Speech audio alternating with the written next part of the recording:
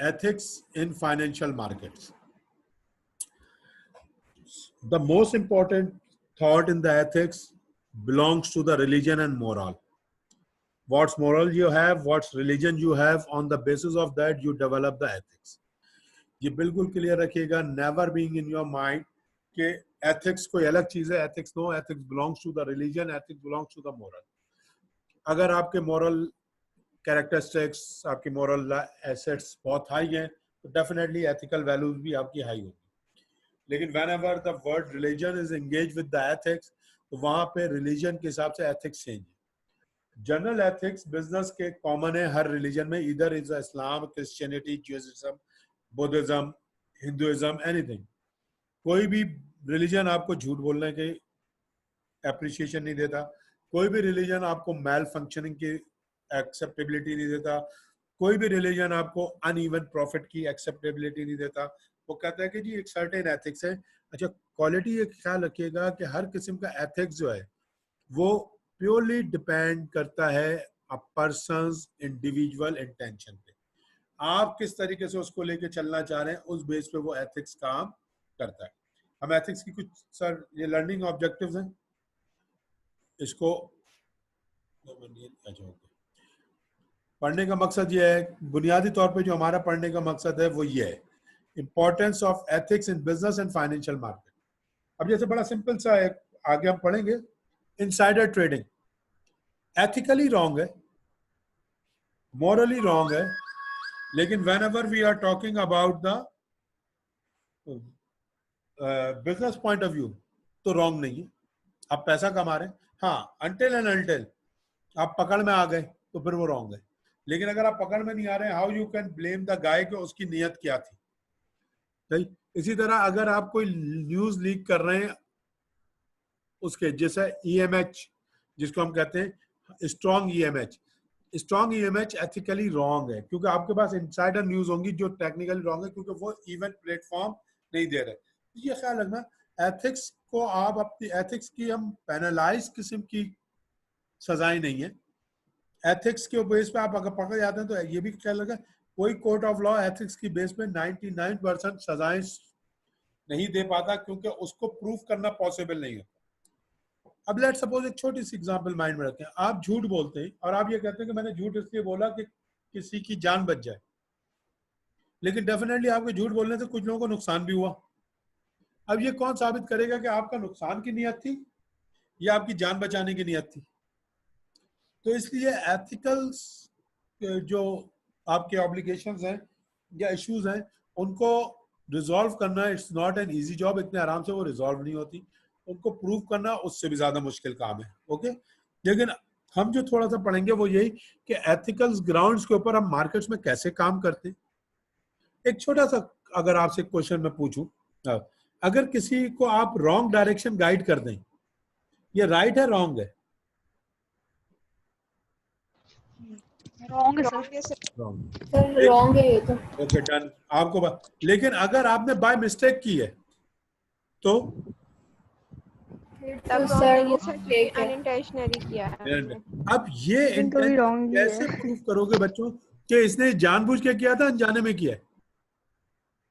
ये प्रूव करना पॉसिबल नहीं है, ये गाइड करना पॉसिबल नहीं. इसीलिए इस्लाम ने तो बड़ा क्लियर क्या है, इन्नमल अमालु बिन्नियात, कि तुम्हारी नियत पे तुम्हारे अमाल का दारोमदार है और उसका तुम्हें जो भी होगा वो ऊपर मिलेगा. लेकिन अगर आपकी इंटेंशन ये थी कि उस आदमी को आपने तंग करना है और आपने उसको गाइड किया और वो तंग हुआ, सही है, आपसे पूछा कि आपने कहा नहीं है मुझे तो पता ही नहीं था, मुझे तो आइडिया ही नहीं था, मैंने तो अपनी तरफ से अच्छा किया. अब कैसे आप प्रूफ कर सकते हैं कि उसने ये जानबूझ के किया अनजाने में? तो इसलिए एथिकल्स जितने भी क्राइम्स या लॉज होते हैं उनको साबित करना नामुमकिनात में से होता है, लेकिन डेफिनेटली उसके बेसिस के ऊपर आपकी क्रेडिटेबिलिटी और गुडविल डिस्टर्ब होती है. अगर एक अच्छे मोरल और अच्छे एथिक्स के साथ आप काम कर रहे हैं तो आपकी मार्केट वर्थ होगी, बुरे मोरल और बुरे एथिक्स के साथ काम कर रहे होते हैं तो एक आपकी मार्केट वर्थ नेगेटिव भी होती है. तो ये ख्याल रखिएगा. ओके, एथिक्स की simple definitions, system of moral principles. आप में से कितने लोग धोखा देना सही समझते हैं? कोई भी नहीं सर. नहीं सर, कितने लोग बता झूठ बोलना सही समझते हैं? सर अगर किसी की हेल्प हो रही हो तो झूठ सही है, और अदरवाइज नहीं। चलो वो तो सिचुएशन तो हम छोड़ रहे हैं, मैं आपसे सिंपल कर रहा हूँ, झूठ बोलना सही है गलत है? गलत है गलत है obviously। सर। तो आप गलत बार्गेनिंग है। क्यों करते हैं? आप बार्गेनिंग करते हैं, बार्गेनिंग क्या है? बार्गेनिंग भी तो झूठ है। आप पहली बार उसको सही प्राइस दें, आप कहते हैं नहीं मुझे तो 100 का पड़ा, फिर वो भागने लगता है तो आप कहते हैं नहीं नहीं अच्छा चलो यार 80 का दे दो, वो फिर नहीं कहता नहीं, आप कहते हैं 60 का दे दो। ये क्या है? ये भी तो झूठ है। लेकिन हम इसको शुगर कोट कर देते हैं, उसको कहते हैं नहीं यार it's a bargaining, it's a decision making, it's a bargaining power, हम तो डिस्काउंट ले रहे हैं उससे। भाई डिस्काउंट भी तो झूठ है। आप ऑब्जर्व करिएगा, आप लोग तो लेडीज हैं, आप लोग कपड़े कभी लेने जाएं तो एक खान साहब जिस कपड़े के 400 रुपए कह रहे होते हैं मीटर, फिर आप कहते महंगा उठने लगता है, अच्छा अच्छा बाजी आप कितने देंगे, आप कहती मैं 3, तो वो कहते नहीं नहीं अच्छा एक काम कर, और इसको आप कहते हैं हमारा, आप कहते हैं बार्गेनिंग है। भाई यार बड़ा अच्छा फैसला, बड़ा अच्छा सौदा करते हैं, लेकिन अगर देखा जाए तो वो सौदा पहले दिन से झूठ पे चल रहा होता है। मैं भी अगर कस्टमर होता हूँ मैं कहता हूँ नहीं यार ये चीज तो बाजार में 200 की है, हालांकि मुझे नहीं पता होता कितने की है सही। वो कहता नहीं नहीं मिल ही नहीं सकती, ये तो मुझे घर में पड़ी है 400 की। और आप ऑब्जर्व करिएगा, जब वो कहता है मुझे घर में पड़ी है, मुझे खरीद है 400, और उसके बावजूद आपको 300 में दे देता है। क्यों दे देता है? क्योंकि ये मोरल कैरेक्टरिस्टिक्स है। और इसी तरह कुछ दुकानदार ऐसे होते हैं बड़ा क्लियर कैटेगरी के लिए लिख के लगाया होता है फिक्स प्राइस है, और आप जाके खरीदते हैं और आपको पता होता है, क्योंकि जब हम एज अ कस्टमर मार्केट में जाते हैं ना तो हमें भी पता होता है मार्केट का, और जो एज अ सेलर जाता है उसको भी पता होता है। तो ये ख्याल रखिएगा कि अब मैं आपसे कहूं कि जी वो जो एथिकली ये बार्गेनिंग है ये झूठ है, हो सकता है बहुत सारे लोग एग्री ना करें कि नहीं जी ये तो हमारी निगोशिएशन स्किल है, तो भाई आपने पहले जायज मुनाफा क्यों नहीं लिया? अब इसी तरह एथिक्स में इस्लाम एक बड़ा क्लियर इंडिकेशन देता है, इस्लाम हमें कहता है जायज मुनाफा लें। What is the concept of जायज मुनाफा? कोई आइडिया है? जो सर कस्टमर को पता हो, आई थिंक अगर कस्टमर को जिसमें मुनाफा आपके पता सारे हो, एक्सपेंसेस कवर हो रहे हो। अच्छा अब एक छोटी सी, अगर आप दुकानदार हैं आप अपने कस्टमर को अपना प्रॉफिट बताएंगे? आप कभी भी कोई चीज दुकानदार से ले उससे नहीं। नो पूछेंगे सर। बताओ तुम्हें कितने बचे? नहीं, बिल्कुल भी नहीं। इवन आप एक फालसे वाले से, एक पाव फालसा लें उससे पूछे एक फालसे में तुम्हें कितने बच रहे हैं, वो भी नहीं बताएगा, क्योंकि प्रॉफिट ऑलवेज हिडन है। This is a universal truth. Profit अपना कोई शेयर नहीं करता। हाँ प्रॉफिट आप अज्यूम कर सकते हैं कि आपने कहा यार होलसेल में ये 30 रुपए पाव आया है, 10 रुपए इसका किराए के लग गए होंगे अगर लेट सपोज, या 2 रुपए, तो इसको यहाँ पहुंच के पड़ा होगा 32 रुपए। सही। अब एक दिन की मजदूर की दिहाड़ी, अब ज्यादा हम लेबर को भी काउंट कर रहे हैं, हमने कहा एक दिन की मजदूर की दिहाड़ी 1000 रुपए, तो इसका मतलब है कि अगर ये 50 किलो फालसे लाया है तो इसको 20 रुपए फी किलो फालसे पे तो इसकी मजदूरी भी निकलनी चाहिए, तो इसको तो पड़ रहा है ये 52 रुपए, ये बेच रहा है 70 रुपए, या बड़ा मुनाफा कमा रहा है, ये 60 रुपए बेच रहा है। हम ये अज्यूम करते हैं, हमें वो नहीं बताएगा। इसी तरह जब हम कपड़ा लेने जाते हैं तो हम अज्यूम करते हैं। आपने ऑब्जर्व किया होगा, एक सिमिलर क्वालिटी का कपड़ा पापोश की मार्केट में किसी और रेट पे, हैदरी की मार्केट में किसी और रेट पे, डिफेंस के गल्फ सेंटर में किसी और रेट पे, तारिक रोड पे किसी और रेट पे, कपड़ा ऑलमोस्ट सेम है। फर्क क्या है? फर्क एक्सपेंस का है। जो तारिक रोड पे बेचा उसके खर्चे ज्यादा हैं, जो गल्फ में बेचा उसके खर्चे ज्यादा हैं, लेकिन जो पापोश में बेचा उसके खर्चे कम है। उसी हिसाब से मार्केट डिसाइड हुई, लेकिन मुनाफा ऑलमोस्ट सबका 19-20 एक जैसा होगा। तो एथिक्स क्या कहते हैं? एथिक्स ये कहते हैं कि आप नाजायज तरीके से कोई काम ना करो। आपके जो भी फैसले होने चाहिए वो पॉजिटिव साइड से होने चाहिए, नेगेटिव साइड से नहीं होने चाहिए। दूसरा, it's depend on the moral characteristics. अब मैं तुम्हें मॉरल का एक बहुत सिंपल से एग्जांपल दूं। हमारे यहाँ बड़ा कॉमन जुमला है, अरे क्या काटा है मैंने कस्टमर को, बस मजे आ गए आज। एक ये, और एक अबे नहीं यार गलत पैसे नहीं ले, 10 की चीज है जायज मुनाफा। इस्लाम के पॉइंट ऑफ व्यू से बहुत सारे कस्टमर जो हैं वो जायज मुनाफा लेते हैं। इसी तरह थोड़ा सा एग्जांपल रखो, पाकिस्तान में ईद बकरीद पे कोई सेल नहीं लगती, लेकिन आपने अमूमन अपने अगर खानदान के लोग बाहर रहते हैं यूरोप या वेस्ट में, वो कहते हैं क्रिसमस या ईस्टर आते हैं तो वहां दुकानों में सेल लग जाती है। ये मोरल प्रिंसिपल है। क्यों? कि उनका मॉरल प्रिंसिपल ये है कि उनका ईस्टर, उनकी ईद है और क्रिसमस, हैप्पी बर्थडे हजरत ईसा की, तो वो कहते हैं उस दिन ज्यादा से ज्यादा उनके लोग एंजॉय करें। हमारी मॉरल कैरेक्टरिस्टिक क्या है कि ईद आने वाली होती है, ईद से पहले वो कपड़ा जो शायद 5 रुपए का मिल रहा हो वो ईद के दिनों में 10 रुपए का हो जाता है। वो कहते हैं ज्यादा से ज्यादा कमाओ, लोग खरीदेंगे। These are the moral principles. तो ये ख्याल रखना कि it's completely depend on the people to people and it's completely depend on the attitude of the guy. Okay, definition simple सा, a set of guiding moral principle और values.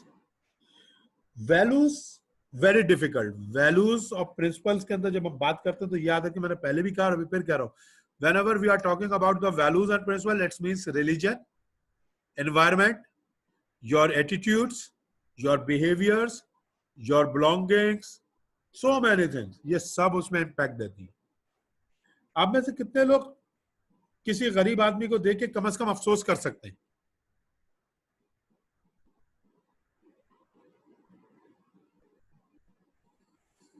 No sir, अफसोस तो नहीं कर सकते, खुशी होती है।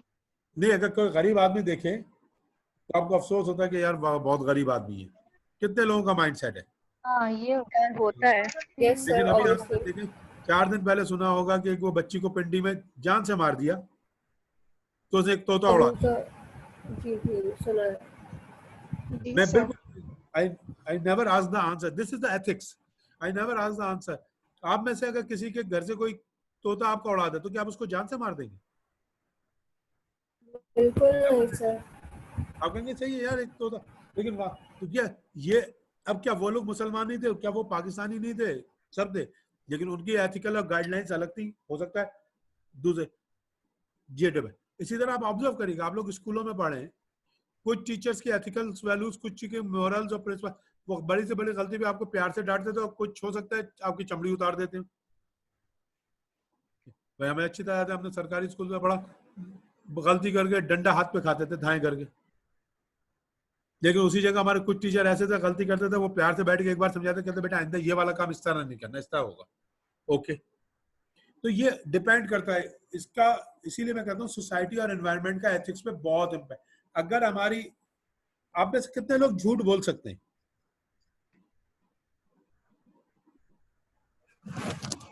सर Yes, बोलते sir. तो सभी होंगे। नहीं, बोल सकते हैं, मैं भी बोल सकता हूँ, आप भी बोल सकते हैं और हम बोलते भी हैं। Yes, yes sir. सर, बोल नहीं, लेकिन हमारे यहाँ कितने लोग झूठ को बुरा समझते हैं? बुरा तो सर सभी समझते हैं, सर, लेकिन बोलते भी सब हैं। बुरा, आप वैसे पूछो ना, जी मैं सर। सब कहेंगे बहुत बुरा है, लेकिन मैं कहूँ अमल करो, तुम्हारे भाई ने झूठ बोला, बोलो बुरा है, नहीं यार वो तो उसकी कोई ना कोई वजह होगी। This is the important. क्यों? कि सोसाइटी का प्रेशर था, आप झूठ को बुरा नहीं कर पाए। मैं आपको बहुत छोटी सी एग्जाम्पल शेयर कर रहा हूँ। आप लोगों ने शायद 2-4 साल पहले सुना हो, ऑस्ट्रेलियन क्रिकेट टीम के ऊपर बैंड लग रहा था, उनके कैप्टन वगैरह पे बैंड लगा साउथ अफ्रीका में बॉल टैंपरिंग पे। Yes, sir. बॉल पे Yes, टैंपरिंग की थी, उन्होंने बॉल को थोड़ा सा रगड़ा था। जब ये Yes, केस चला, पूरी टीम ने, किसी ने झूठ नहीं बोला, सबने माना हाँ हमें पता था। सही। और उसके बाद कैप्टन ने अपने ऊपर वजन ले लिया कि जी मैं कैप्टन था, मैंने कहा था, पता सबको था उसका। लेकिन ऐसा ही एक केस मैं आपको, आप लोग तो शायद पैदा भी ना हुए, छोटे, 85-86 में पाकिस्तानी टीम वेस्ट इंडीज गई थी और साहिल समुंदर पे चर्च पीने के जुर्म में वसीम अकरम, वकार यूनुस, मुश्ताक अहमद, ये सब साउथ वहां वेस्ट इंडीज में पकड़े गए थे और इवन जेल गए थे। उनसे पूछा गया, नहीं नहीं हमारे पास इल्जाम है। This is moral values. दुनिया जानती है कि झूठ बोल रहे हैं, लेकिन बोल रहे हैं। इसी तरह हमारे पॉलिटिशियन है, दुनिया, नवाज शरीफ कहेगा जी मेरे बाप दादा के घरों में से, संदूकों में से सोना निकला था। एवरीवन नोज झूठ बोल रहे हैं, लेकिन झूठ बोलेंगे। जरदारी कहे जी मेरा तो खानदानी बात है, एवरीवन नोज झूठ बोल रहा है, झूठ, लेकिन ये मॉरल है, बुरा कोई नहीं कहने को तैयार। तो ये ख्याल रखना कि it's belongs to the society as well. Guideline same है ऑल ओवर द वर्ल्ड, लेकिन एक्सेप्ट कोई नहीं करता। पाकिस्तान में अनफॉर्चुनेटली उन लोगों को डिफेंड करने वाले भी बहुत मौजूद हैं, लेकिन वेस्ट में ऐसा कोई नहीं है। वो उनकी एथिकल वैल्यू, मैं आपको बहुत सिंपल सी एग्जाम्पल शेयर करूं। वेस्ट में बड़ा सिंपल, वेस्ट में झूठ बोलना ऐसे ही है जैसे किसी को बेइंतहा बुरी तरीके से गाली देना। अगर आपने झूठ बोला है तो समझिए आपने अपना सारा किरदार खत्म कर दिया। इसकी बहुत बड़ी एग्जांपल आप कभी केस पढ़िएगा, बिल क्लिंटन वाली है। बिल क्लिंटन के ऊपर जो इम्पीचमेंट का केस हुआ था, बिल क्लिंटन ने सही है उनके वेस्ट में जायज हो, उसके बावजूद भी उसने झूठ नहीं बोला, उसने एडमिट किया हाँ जी मेरे ताल्लुकात। तो ये ख्याल रखिएगा, हमारे यहाँ उल्टा है। हमारे यहाँ वो करप्शन कर करके करोड़ों अरबों भाग जाते हैं और फिर भी मीडिया पे आके खुलेआम झूठ बोल रहे होते हैं। अच्छा, क्वालिटी ये है कि जो झूठ सुन रहा था मुझे और आपको भी पता होता है वो झूठ बोल रहा है, लेकिन हम चुप रहते हैं कि क्या करें हम कुछ। जब तक एथिक्स वहीं से बिलोंग करते हैं। अगर सोसाइटी रिएक्ट करेगी एथिक्स को पॉजिटिव तो होगा, नहीं करेगी तो डेफिनेटली वो रॉन्ग एथिक्स पे। पाकिस्तान में ज्यादातर एथिकल वैल्यू रॉन्ग्स हैं क्योंकि लोग उसको एडमायर कर रहे हैं और लोग उसको बुरा नहीं कह रहे। ओके, ये एथिक्स की डेफिनेशन, बड़े सिंपल सा डेफिनेशन याद रखो। Moral principle of values which guide you for the business और any kind of the decision in the life. Ethical principle ये 12 है। ऑनेस्टी होनी चाहिए, इंटेग्रिटी होनी चाहिए, प्रॉमिस कीपिंग एंड ट्रस्टवर्थीनेस होनी चाहिए, loyalty, fairness, concern for other, respect for other, law abiding, commitment to excellence, leadership, reputation and moral और accountability। Common principal है। अगर आप ये देखेंगे इनमें से किसी प्रिंसिपल का ताल्लुक किसी रिलीजन से नहीं है, इन सारे प्रिंसिपल का ताल्लुक सोसाइटी से, सोशल से। एक बहुत छोटा सा, आप लोगों ने रिश्वत वाली हदीस सुनी हुई है ना? जी सर। Yes sir.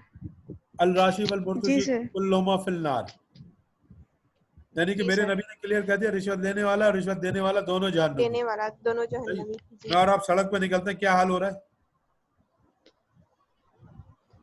हम किस सोसाइटी में रह रहे हैं? हम जो सोसाइटी में रह रहे हैं, बकिया किसी मजहब में रिश्वत लेने और देने में जुर्म नहीं है, हराम नहीं कहा है, दोज़खी नहीं कहा है, लेकिन मेरे नबी ने रिश्वत देने और देने वाले को दोनों को जहन्नमी कहा। और क्वालिटी आप ये देखें, हमारे ही मुसलमानों में सबसे ज्यादा रिश्वत लेने और देने का और फखर से लेते हैं, खुलेआम ले रहे हैं और उसको बुरा, और इवन लोग भी उसको बुरा नहीं कर रहे। हमारे यहाँ एक आदमी खुदा ना खाता पाकिस्तान कस्टम है तो लोग जाकर बोले बड़ा तगड़ा आदमी, बड़ा पैसा है यार।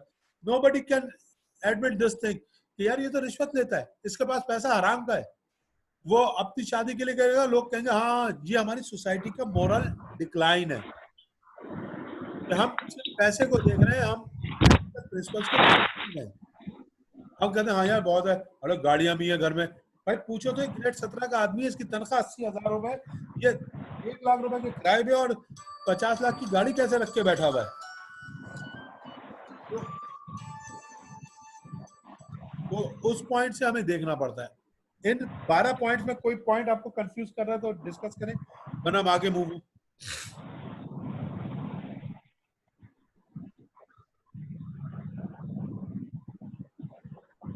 All 12 are clear? Yes sir. Yes sir.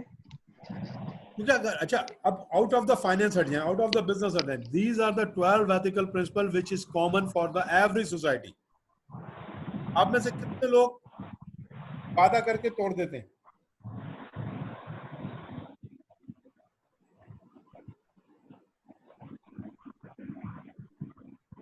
Sir कोई भी नहीं बताएगा।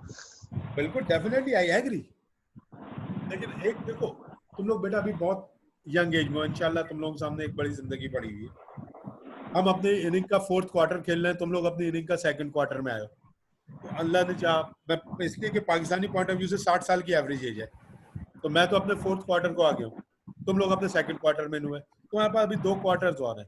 लेकिन कोशिश ये करो अपनी लाइफ में थोड़ी सी, मैं ये नहीं कहता हूँ कि एब्सोल्युटली करो, लेकिन कोशिश ये करो कि इतना जरूर करो कि अगर कोई कमिटमेंट करो और किसी वजह से ना हो रहा हो तो एग्रेसिव एक्टिव अप्रोच लो। इमीडिएटली उसको इन्फॉर्म करो कि यार वो मैंने कहा था ना आपसे कि सॉरी मैं हो नहीं पाएगा, आप काइंडली मुझे 1 आध दिन और। हमारे क्या होता है, तो हम कमिटमेंट कर लेते हैं, सामने वाला जब उस वक्त पहुंचता है हम उसको कहते हैं यार सॉरी हो नहीं पाए, यानी कि हम डबल लॉस कर रहे हैं उसको। वो हमारी बेस के ऊपर पूरा डिसीजन करके बैठा हुआ है और जब डिसीजन का टाइम है हम बैक हो गए। तो बेहतर ये है कि अगर किसी वजह से किसी सिचुएशन के ऐसे आपके हालात खराब है तो आप एटलीस्ट उसको इन्फॉर्म कर दें कि यार ये कंडीशन हो गई है, थोड़ा सा संभाल लो, मैं इसको नहीं कर पाऊंगा ऑन टाइम। हमारे यहाँ ये चीज नहीं है। हम ये डरते, अच्छा उसमें लोगों का कसूर है। अगर आप किसी को बताते हैं तो वो आप पे चढ़ाई कर देता है, आप नाराज होना शुरू हो जाता है, ये लोगों का भी कुछ होता है। तो ये ख्याल रखिए कि अपनी लाइफ को जितना सिंपल कर सको, कोशिश ये करो जितना सच बोल सकते हो, कम से कम ऐसे लेवल पे जरूर सच बोलो जहां पे किसी का ना नफा है ना नुकसान है। ऐसा ही है, गलती एडमिट करना सीखो, अपनी अकाउंटेबिलिटी करो, इमीडिएटली अपनी गलती एडमिट, देन जी मेरी फॉल्ट है, बाय मिस्टेक है,